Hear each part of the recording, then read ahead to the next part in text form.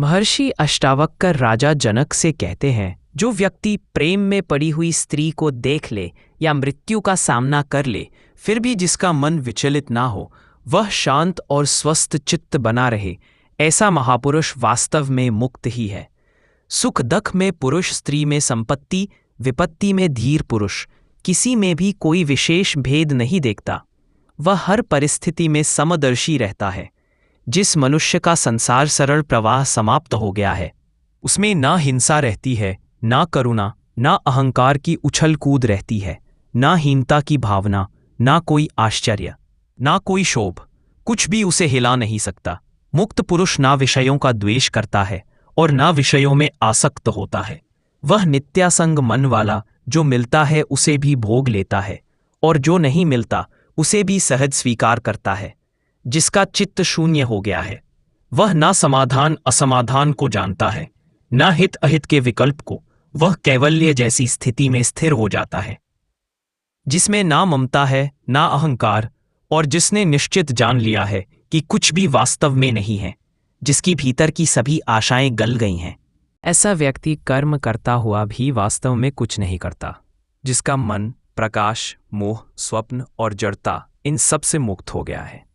जिसका मन गल चुका है, जिसकी सभी इच्छाएं समाप्त हो गई हैं, ऐसा पुरुष अनिर्वचनीय दशा को प्राप्त होता है। जीवन के दो ही बंधन हैं, राग और भय। राग जीवन के प्रति, भय मृत्यु के प्रति, दोनों एक ही सिक्के के दो पहलू है। जीवन से जितना राग होगा, मृत्यु उतनी ही भयावह लगेगी, और यदि मृत्यु का भय मिट जाए तो जीवन का राग भी स्वतः समाप्त हो जाएगा। हम जीना तो चाहते हैं, लेकिन क्यों चाहते हैं ये हम खुद नहीं जानते। चाहे जैसा जीवन हो, हम उसे पकड़े रहते हैं। शरीर टूट जाए, बुढ़ापा सारा रस निचोड़ ले, अपमान और दुख चारों ओर फैल जाए, फिर भी हम जिए चले जाते हैं। सड़क किनारे पड़े भिखारी को देखना, जिसके पास कुछ भी नहीं बचा, फिर भी वह जीना चाहता है, और अगर तुम उस भिखारी की जगह खुद को रखकर देखो तो तुम भी जीना चाहोगे।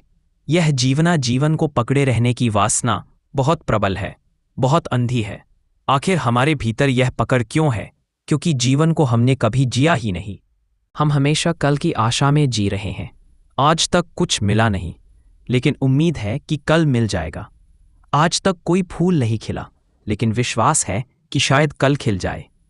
इसलिए हम मरने को तैयार नहीं होते, क्योंकि कल की आशा ने हमें बांध रखा है। विरोधाभास यह है कि जो जीवन को ठीक से जी लेता है, वह जीवन की इच्छा से मुक्त हो जाता है। जिसने जीवन पूरा जिया है, वह मृत्यु का खुले मन से स्वागत करता है। उसे किसी अधूरे काम की चिंता नहीं रहती, क्योंकि उसने जीवन को आंख मिलाकर देखा है। लेकिन हमें जीवन देखने की फुर्सत कहाँ है? हमारी आंखें कल पर टिकी हैं, आज पर नहीं। एक लेखक ने लिखा है, बिना भोजन के आदमी 40 दिन, बिना पानी के 3 दिन, बिना सांस के 8 मिनट, लेकिन बिना आशा के 1 सेकंड भी नहीं जी सकता। असल में हम आशा से बंधे हैं। मौत क्यों डराती है? क्योंकि वह एक झटके में कल को काट देती है। भविष्य मिट जाता है। मौत शरीर को नहीं मारती, वह भविष्य को मार देती है, आशा को मार देती है। जीवन की आकांक्षा का अर्थ है, हम जीवन को छूकर नहीं देख पाए। हम स्वयं को नहीं जानते, जीवन को नहीं जानते। हमने जीवन का रहस्य कभी जाना ही नहीं, इसलिए उसकी पकड़ से मुक्त नहीं हो पाए। तुम जरा सोचो कि गरीब आत्महत्या क्यों नहीं करते? क्योंकि जिसने जीवन को कम जिया है, वही उसे जोर से पकड़ता है। आत्महत्या अमीर समाजों में बढ़ती है, जहां लोग सब कुछ पाकर भीतर खाली रह जाते हैं। भिखारी मरना नहीं चाहता, क्योंकि उसने जीवन को अभी छुआ ही नहीं है। उसे लगता है शायद कल कुछ बदल जाए, इसीलिए हम भी जीवन को पकड़े हुए हैं। जब जीवन को सीधे देखोगे, बिना आशा के, बिना भय के, तभी मुक्ति संभव है। पहला सूत्र कहता है, जो व्यक्ति जीवन और मृत्यु के बीच अविचल बना रहता है, जिसके मन में कोई कंपन नहीं उठता, जिसे जीवन आए तो ठीक, जाए तो ठीक, मृत्यु आए तो ठीक, ना आए तो। यह प्रतीक बहुत गहरा है। यहाँ स्त्री और मृत्यु को एक ही तराजू में क्यों रखा गया है? इसका कारण है क्योंकि भारत में हमने जीवन को गोले की तरह देखा। जहाँ से शुरुआत होती है, वहीं समाप्ति भी होती है। जन्म स्त्री से मिलता है तो मृत्यु भी कहीं गहरे उसी स्रोत से आती होगी। माँ जो जन्म देती है, वही किसी और रूप में अंत का द्वार भी बन जाती है। इसी सत्य को काली के रूप में व्यक्त किया गया। सुंदर भी, भयावनी भी, माँ भी, मृत्यु भी। यह विरोधाभास नहीं, एक गहन काव्यात्मक संकेत है। स्त्री यहाँ स्त्री नहीं बल्कि जन्म की ऊर्जा का प्रतीक है। जन्म काम से होता है, वासना से होता है, और मृत्यु भी वहीं से आती है जहाँ वासना समाप्त हो जाती है। जब काम ऊर्जा प्रबल है, नदी बहती है, बच्चा जन्मता है, फूल खिलते हैं, पक्षी गाते हैं, जीवन उफान लेता है। और जब यह ऊर्जा घटने लगती है, जीवन ढलान पर चलता है, बुढ़ापा आता है, नदी समुद्र की ओर बढ़ने लगती है। बचपन गंगोत्री है, जवानी बाढ़ है, बुढ़ापा वह क्षण है जब नदी समुद्र में विलीन होने को है। काम ऊर्जा जीवन है, काम ऊर्जा का क्षय मृत्यु है। इसीलिए मरते दम तक मनुष्य वासना से चिपका रहता है। पुराने ग्रंथों में लिखा है कि सम्राट चाहे कितना बूढ़ा हो, उसे हमेशा युवतियों से विवाह करते रहना चाहिए, ताकि भीतर यह भ्रम टिका रहे कि जीवन अब भी शेष है। युवा लड़कियों की उपस्थिति से बूढ़ा शरीर थोड़ी देर को तरंगित हो उठता है, जैसे पुराने दीपक में नई बत्ती डाल दी हो। यह भ्रम है, लेकिन चलता रहता है, क्योंकि यह जीवन को टालता है, मृत्यु को दूर धकेलता है। यही कारण है कि प्रौढ़ भी यदि किसी युवा के प्रेम में पड़ जाए तो अचानक उसमें फिर से जवान होने की लहर उठती है। चलने का ढंग बदल जाता है, आंखें चमक उठती हैं, और अगर युवा को प्रेम ना मिले तो वह जवानी में ही बूढ़ा लगने लगता है। इसलिए प्रेम का इतना आकर्षण है, क्योंकि प्रेम जीवन को गति देता है। और जब प्रेम नहीं मिलता तब लोग उसकी छाया भी खोजते हैं, चित्रों में, फिल्मों में, राह चलते चेहरों में। वासना जीवन है और वासना का खो जाना मृत्यु। इसी गहरे सत्य को समझाने के लिए स्त्री और मृत्यु को साथ रखा गया है। यह जीवन का वर्तुल है, जहां से शुरुआत हुई वहीं अंत भी। जो इस वर्तुल को समझ लेता है, जो जीवन और मृत्यु के इस खेल को बिना डरे देख सके, वही वास्तव में मुक्त होता। अधिकतर लोग जीवन की योजनाएं बनाते बनाते ही मर जाते हैं, और उन्हें पता भी नहीं चलता कि मृत्यु द्वार पर आ खड़ी है। इसीलिए पुराने शास्त्रों में मृत्यु को अतिथि कहा है, जो बिना अतिथि बताए आ जाए। लेकिन मृत्यु की तैयारी का एक ही तरीका है, काम वासना से धीरे धीरे मुक्त होना। जितना काम वासना की पकड़ ढीली पड़ती है, उतना ही मृत्यु का भय भी ढीला पड़ जाता है। जिस दिन भीतर वासना गिर जाती है, उसी दिन आत्मा का सूरज दिखाई देने लगता है। आत्मा अमर है, लेकिन अभी जो तुम अपने को समझते हो वह आत्मा नहीं है। अभी तो शरीर को आत्मा समझ लिया है, मन को आत्मा समझ लिया है। असली आत्मा का साक्षात्कार तो वासना की धुंध हटने के बाद ही होता है। वासना का धुआं हटे तभी आत्मा की रोशनी प्रकट होती है, और जब आत्मा का अनुभव हो जाए तब मृत्यु का भय समाप्त हो जाता है। क्योंकि तब अनुभव होता है कि जो मरता है वह मैं नहीं हूं। शरीर मरेगा क्योंकि शरीर पैदा हुआ था, मन मरेगा क्योंकि मन एक संयोग है, लेकिन जो इन दोनों का साक्षी है वह बचा रहेगा। और इस साक्षी को जानने का सबसे गहरा उपाय है काम वासना को साक्षी भाव से देखना, क्योंकि यही पकड़ सबसे प्रबल है। हमारा शरीर माँ और पिता के काम अंशों से बना है। पहला अणु वासना से बना और उसी से करोड़ों अणु बने। आज हमारे शरीर में लगभग 7 करोड़ काम अणु हैं, हर तरफ से हमें घेरे हुए। यह इतने शक्तिशाली हैं कि इनके प्रवाह में हम बह जाते हैं। हमारी छोटी सी चेतना इस भीड़ में खो जाती है, जैसे बलशाली घोड़े किसी हल्के रथ को खींच ले जाते हैं। इसीलिए तुम बार बार अपने असली स्वरूप को भूल जाते हो। जो वासना से बना है वह मृत्यु में मरेगा, लेकिन तुम उससे पहले भी थे और उसके बाद भी रहोगे। यह समझ सुनकर नहीं आती, यह आती है स्वयं को जानने से, जागने से। जिस दिन यह जागरण होता है उसी दिन भय समाप्त हो जाता है और मृत्यु भी सिर्फ एक घटना रह जाती है, तुम्हारी नहीं, केवल शरीर की। लोग पूछते हैं कि हम कैसे समझे कोई व्यक्ति मुक्त हुआ या नहीं। दूसरे को समझने का कोई उपाय नहीं। बाहर से तो मुक्त व्यक्ति भी तुम्हारे जैसा ही दिखता है। उसे भी भूख लगती है, नींद आती है। फर्क भीतर है और भीतर का फर्क बाहर से नहीं दिखता।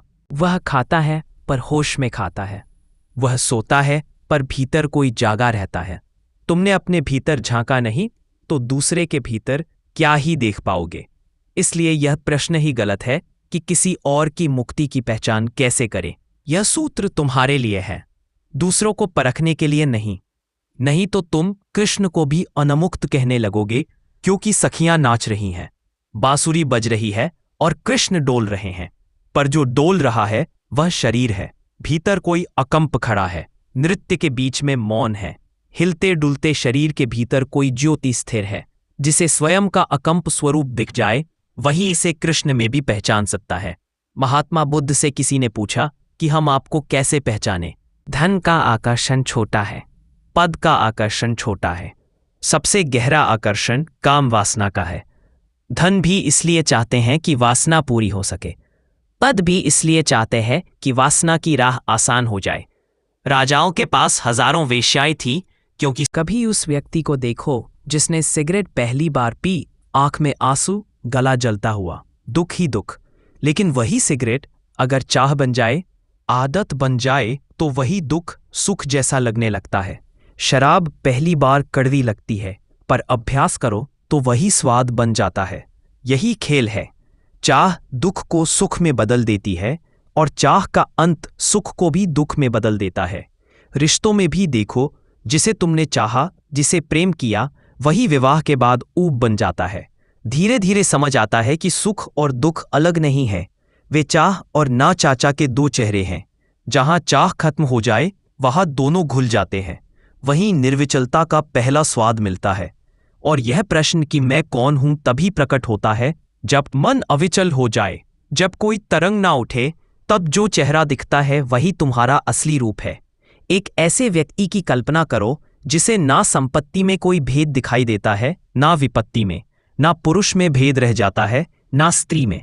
वह सब जगह एक ही दृष्टि से देखता है। इसका मतलब यह नहीं कि उसे स्त्री स्त्री ना दिखाई दे या पुरुष पुरुष ना दिखाई दे। भेद दिखाई देते हैं, लेकिन केवल ऊपर ऊपर, केवल व्यवहार में। भीतर कोई भेद बाकी नहीं रहता। भीतर का भेद तो काम वासना से पैदा होता है।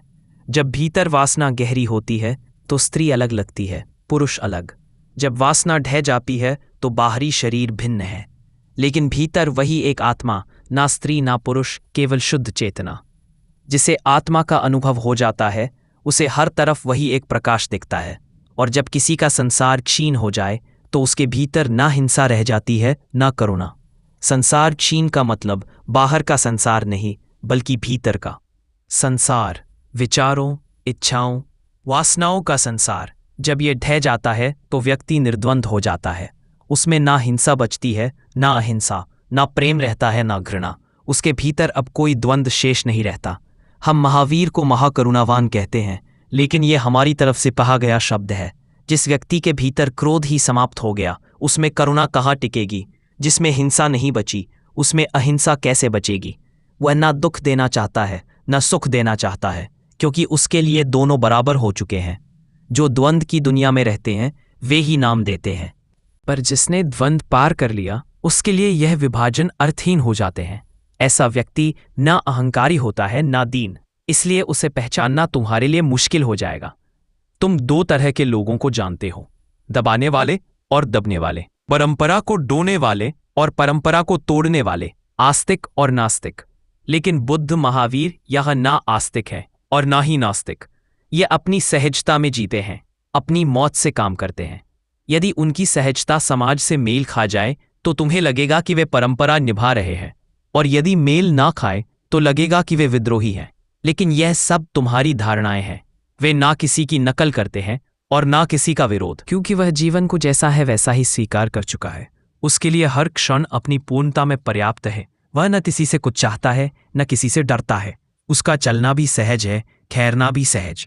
न वह परंपरा निभाने में उलझता है, न विद्रोह साबित करने में। वह बस स्वयं होकर जीता है। और जब मनुष्य ऐसे जीना सीख लेता है, बिना आग्रह, बिना प्रतिरोध, बिना भय, तब उसका पूरा अस्तित्व ही उपदेश बन जाता है। वह बोले या न बोले, उसकी उपस्थिति ही गहरा ज्ञान बनकर सामने वाले के हृदय को छू जाती है। ऐसा मुक्त मनुष्य दुनिया में रहता अवश्य है, पर दुनिया उसे बांध नहीं पाती। अगर यह ज्ञान आपको अच्छा लगा हो तो वीडियो को लाइक करें, शेयर करें और चैनल को सब्सक्राइब जरूर करें। धन्यवाद।